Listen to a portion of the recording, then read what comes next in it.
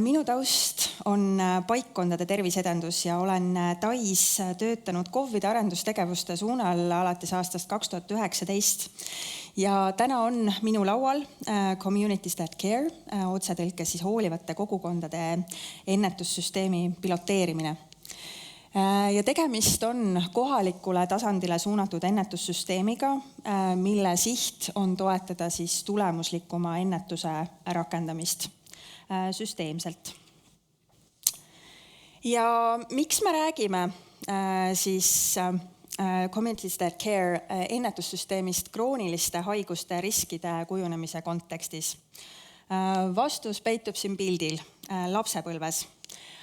Kui soovime krooniliste haiguste riske ennetada, tuleb alustada varakult. Teame, et individuaalsete tegurite kõrval on oluline meid ümbritsev keskkond. Ennetussüsteemi fookuses on tagada turvaline arengukeskkond just lastele ja noortele. CTC peamine fookus on küll krooniliste haiguste asemel selgelt riskikäitumise ennetamine, siis probleemid, mida CTC adresseerib, on otseselt või kaudselt seotud krooniliste haiguste kujunemisega.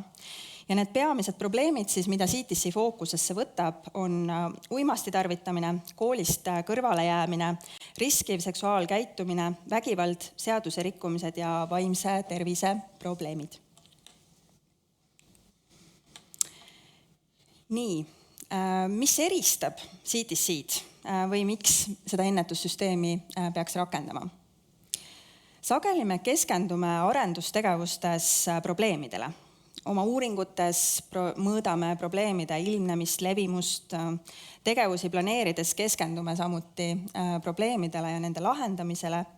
Mis on aga selle lähenemise risk on see, et fookus nihkub ennetuselt probleemide lahendamisele ja abi andmisele. Ja seda illustreerib hästi ka käesolev pilt. Et kui me entusiastlikult kühveldame paadist vett välja, aga ei pööra tähelepanu augule paadi põhjas, siis see tegevus ei ole väga jätkusuutlik. Sama on see, et kui me keskendume vaid abi andmisele, aga ei suuna piisavalt vahendeid ennetusele, siis me ei ole väga jätkusuutlikud. CTC võtab fookusesse riski ja ka kaitsetegurid ja need on siis tegurid, mis viivad probleemideni, mida me soovime vältida. Millised siis on need riskitegurid, mida CTC fookusesse võtab? Need on küll peamiselt psühhosotsiaalsed riskitegurid ja me vaatame neid siis ühelt poolt individuaalsel ja eakaaslastega suunatult, aga ka selgelt siis erinevatele keskkondadele suunatult. Vaatame kogukonna riskitegureid, perega seotud riskitegureid ja kooliga seotud riskitegureid. Kui probleemid on killustatud eri valdkondades, siis probleemide mõjutegurid jooksevad sageli kokku. See joonis illustreerib seoseid, mida on kinnitanud CTC siis vähemalt 2 longituuduuringut. Nii näeme, et on olemas selliseid riskitegureid, mis on korraga seotud kõigi või peaaegu kõigi probleemidega, mida CTC fookusesse seab. Probleemid on eri vastutusvaldkondades. Koolist kõrvale jäämine hariduses, näeme, et siin vägivald, õigusrikkumised on võib-olla seotud rohkem turvalisuse valdkonnaga.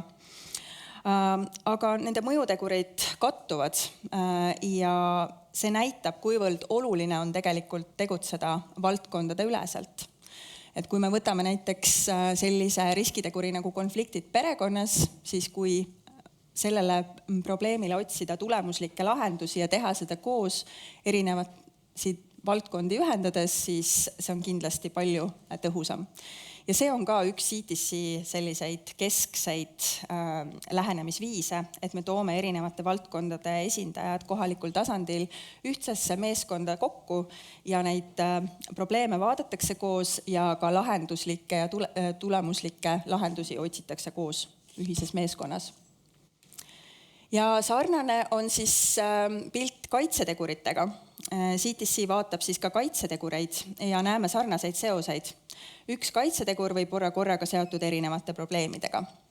Ja iga CTC-s osalev omavalitsus saab oma riski- ja kaitsetegurite põhise andmestiku, mida nad siis ühiselt saavad vaadata ja analüüsida ning leida sealt prioriteetsed tegurid, mida just selles piirkonnas oleks mõistlik fookusesse võtta, ja prioriteetsetele teguritele valitakse siis vastavad tulemuslikud ennetustegevused, mis just neid riski- ja kaitsetegureid mõjutavad. Ja seda tehakse siis koos valdkondade üleses meeskonnas ja seal on ka siis eraldi sellised väiksemad töögrupid, mis saavad siis fokusseeritult erinevatele teemadele keskenduda. Miks on veel riski- ja kaitsetegureid kasulik mõõta ja vaadata, on see, et me näeme tulemusi varem. Et CTC põhjal võime öelda, et tulemusnäitajates võime näha muutuseid alles 5-10 aastaga, siis riski- ja kaitsetegurites me saame neid muutuseid mõõta juba 2-5 aasta, siis 2-5 aasta pärast sekkumiste algust. Ja CTC noorteuuring siis osalevas omavalitsuses peakski toimuma siis regulaarselt, kindla siis aja vältel, et just nimelt hinnata, et ollakse õigel teel. CTC on siis protsess, mis aitab muuta ennetustegevust tulemuslikumaks. Peale vaadates võib tunduda, et see on üsna tavapärane projektitsükkel. Algab ta ju valmisoleku kaardistamisest, meeskonna loomisest ja kokkupanemisest, liigutakse edasi vajaduste kaardistusse, tegevuskava loomisesse, tegevuste rakendamisesse ja seiresse, siis just väiksed detailid on need, mis panevad CTC elama. Ja kohe räägime ka nendest detailidest lähemalt. Eestis me piloteerime CTC-d 3 omavalitsuses, Harku vallas, Rakvere linnas ja Tallinnas Nõmme linnaosa valitsuses. Ja täna on piloteerivad omavalitsused jõudnud vajaduste kaardistamise faasi. Läbi on viidud noorteuuring, määratletud on prioriteetsed riski- ja kaitsetegurid ja praegu kaardistatakse siis tänast ennetuspraktikat, et leida kattuvused ja puudujäägid edasiste arendusetappide jaoks. Ja mis on need komponendid, mis siis CTC-st teevad CTC?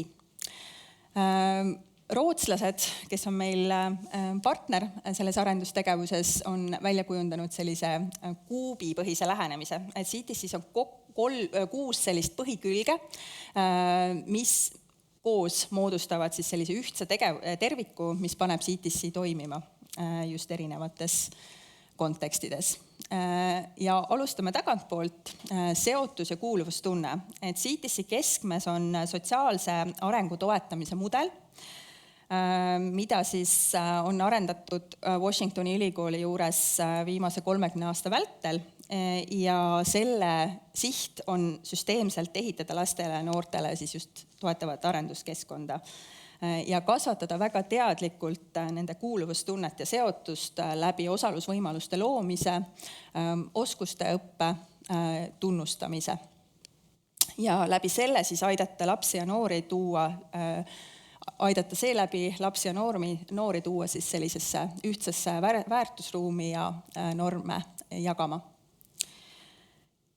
Viiendaks, kaasamisprotsessid on hästi oluline osa CTC kõigist arendusetappidest. Et CTC-d ei tehta kellegi jaoks, vaid see tõepoolest väga oluline komponent on võimestamine, ehk siis, et omavalitsus haarab vastutust ja ise teeb väga siis olulisi otsuseid selles protsessis. Neljandaks on siis see, et prioriteetsetele riski- ja kaitsetegurite järgi valitakse tulemuslikud ennetustegevused, mis aitaks just neid tegureid mõjutada ja juhtida siis päriselt muutust. Kolmandaks on siis see, et pigem sihitakse probleemide põhjuseid ja vaadatakse ka siis seda läbi selle riski- ja kaitsetegurite andmestiku. Teiseks on see, et CTC on kohalikke vajadusi arvestav. Võetakse arvesse juba senist ennetuspraktikat, mida analüüsitakse ka puudujääkide ja kattuvuste osas. Seega ei püüta ilmtingimata teha midagi päris uut, vaid võimalikult palju rakendada seda, mis on täna juba olemas. Ja kõige esimeseks teadus ja uuringud, et CTC sai alguse siis Washingtoni ülikoolis 30 aasta eest ja enne seda Dr. David Hawkins teadlasena hakkas uurima siis USA-s 80ndatel kasutusel olnud ennetustegevusi ja leidis, et need ei ole tegelikult tulemuslikud. Ja seeläbi siis ta nägi selget vajadust arenduse järgi ja ta tõi kokku siis erinevate teadusharude siis selliseid praktikaid ja liitis nad kokku siis selliseks ühtseks terviksüsteemiks, mis siis hakkas nime kandma Communities That Care. Ja kui nüüd rääkida tulemuslikkusest, siis CTC-d on tegelikult uuritud väga erinevates riikides. Tulemusi on näidata Austraalias, Saksamaal, Rootsis, Lõuna-Ameerikas, aga siinkohal siis kuvan ma ette tulemused siis sealt samast Washingtoni ülikoolist, kus siis on käimas longituud-uuring CTC mõjude uurimiseks ja seda uuringut on viidud läbi 3 etapis. Esimene siis mõõtis sellist tulemuslikkust, teine mõju püsimist ja praegu on siis see uuring pikaaegse mõju faasis. Ja uuritakse siis pikema aja vältel 24 piirkonda, mis CTC-d rakendavad. Ja tänaseks need noored on juba ligi 30-aastased. Nad ei ela enam selles piirkonnas, kus nad elasid siis, aga on näha, et need tulemused on jäänud siiski püsima võrreldes kontrollgrupiga. Aga sellisest esmastest tulemustest siis see on siis 3 aastat pärast sekkumiste rakendamise algust ja on näha, et võrreldes kontrollgrupiga on 32% rohkem neid noori, kes hoidusid alkoholi tarvitamisest, 33% neid, kes hoidusid suitsetamisega alustamisest ja 25% neid, kes hoidusid väärtegudest. Ja vaatame siis ka pikaaegsetele mõjudele korraks otsa, et siin on siis sarnased tulemused riskikäitumises, aga lisaks sellele 20% rohkem võrreldes kontrollgrupiga on need noored omandanud kõrghariduse, naiste siis puhul lausa 30% ja pikaaegse mõju uuringus vaadati ka kulutõhusust ja leiti, et see on nüüd küll dollaritest eurodesse arvestatud, et oleks lihtsam vaadata, et 10,59 eurot siis iga investeeritud euro eest toob CTC tagasi.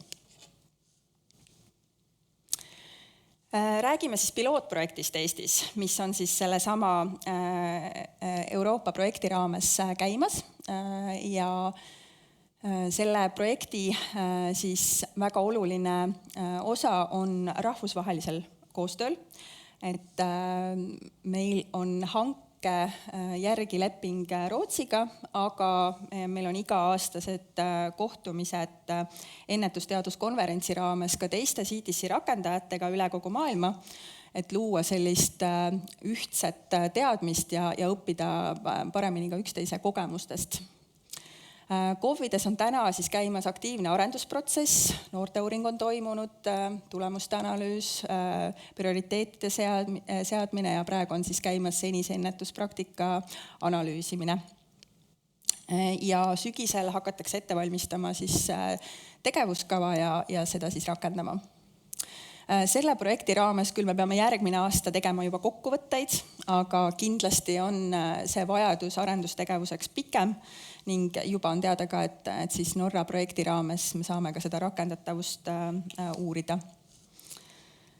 Partner selles protsessis on meil Rootsi, nagu ma juba välja tõin, Swedish Institute of Applied Prevention Science ja nendelt me saame siis iga arendusetapi alguses koolitust. See koolitus on suunatud kohalikele omavalitsustele. Igast osalevast kohalikust omavalitsust on seal 2 esindajat, kellest vähemalt üks kannab siis sellist koordinaatori rolli. Ja CTC koordinaator on siis protsessi juht selles piirkonnas, mis tähendab seda, et tema roll on siis võimestada ja koordineerida arendustegevust kohalikus omavalitsuses. Ja meie poolt on kõigile omavalitsustele ka juhendaja. Rahvusvaheliselt me nimetame seda protsessi CTC coaching, aga Eestis me oleme väga termini täpsed ja me oleme sellest coachingu terminist loobunud, kuna selles protsessis on väga palju tehnilisi detaile, mis eeldavad nõuandmist, siis me pigem räägime siis juhendamisest. Aga väga oluline on võimestada koordinaatoreid, et nemad omakorda saaksid oma meeskondi võimestada, ehk siis otsused on kindlasti alati kohaliku omavalitsuse teha ja kanda. Et seda peab hästi, seda sellist võimujaotust peab väga silmas pidama. Rootslastelt oleme saanud tööriistad ja materjalid ja Tai meeskond saab siis juhendamist ka otse Rootsilt nende kogemuse põhjal. Nad on seda rakendanud siis Malmö linnas ja erinevates teistes piirkondades Rootsis. Ja mis on siis need komponendid, et rakendatavust Eestis parandada? Et me oleme kohandamas siis lisaks õppematerjalidele ka sellist töötoa formaati, et igas arendustegevuses on sellised väga kindlad ja sihitud töötoad oma meeskondadele, kuidas siis see kaasamine käib ja kuidas koos neid otsuseid tehakse. Mõõtevahendeid oleme kohandanud siis ka USA ja Saksa versioonide põhjal. Meil on olemas täna sellised põhilised mõõtevahendid. Me töötame Eesti jaoks välja juhendamisprotsessi. Selle raames on meil juhendajate päevik, mis annab meile andmestikku arendustegevuseks ja meil on regulaarsed reflektsioonikohtumised, mis toetavad juhendajate arengut. Ja noorteuuring, mida piloteeriti esimest korda juba 2022, on seekord siis sellises laiemas tervikus, kus ta on osa suuremast protsessist ja lisaks oleme siis uurimas CTC rakendatavust siis kõigi nende eelnevate andmestike põhjal. Siin pildi peal on meie Rootsi partnerid, Mats, Birgitta ja Saara ja üks lause, mida nemad armastavad öelda, on trust the process. Meie Eesti meeskonnas on see lause võtnud natuke suunurgad üles. Eestlane niisama pimesi midagi ei usalda. Aga CTC on näidanud tulemuslikkust väga erinevates kultuurikontekstides. Ja see, mida me täna Eestis sihime, on saavutada täpselt seesama usaldusväärsus, mis on kande kinnitanud mujal. Et seda tõepoolest saaks samm-sammult usaldada. Aga aitäh minu poolt!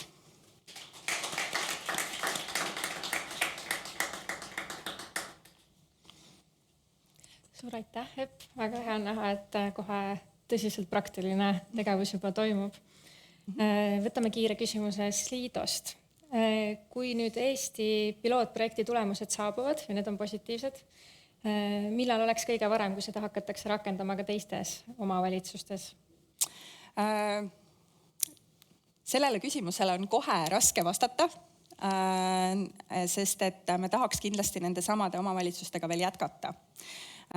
Kuna selle protsessi käigus me jõuame kuhugi etapini, meil on noorteuuring 1 korra läbi viidud, aga me tahaks näha sellist pikemat tsüklit, kus seda noorteuuringut on näiteks juba 2 korral, et me näeme ka juba neid esimesi tulemusi kaitse- ja riskitegurites. Nii et kindlasti tahaks nende samade KOV-idega koostööd jätkata ja ma jätan täna sellele küsimusele veel igaks juhuks vastamata. Siin on veel jätkuküsimus, kas meil on selleks rahastust? Rahastusallikate otsimine on alati valukoht, aga see kuluefektiivsus on kindlasti see, mis on see, miks CTC suunas siiski tasub vaadata ja tasub neid rahastusvõimalusi juurde otsida. Ja selles mõttes olen ma igati positiivne, sest ma näen, et sellist lahendust on meil tõepoolest vaja, olles ise juba päris mõnda aega seotud just kohaliku tasandi arendustegevustega. Aitäh, sellel positiivsel noodil lõpetame. Aitäh!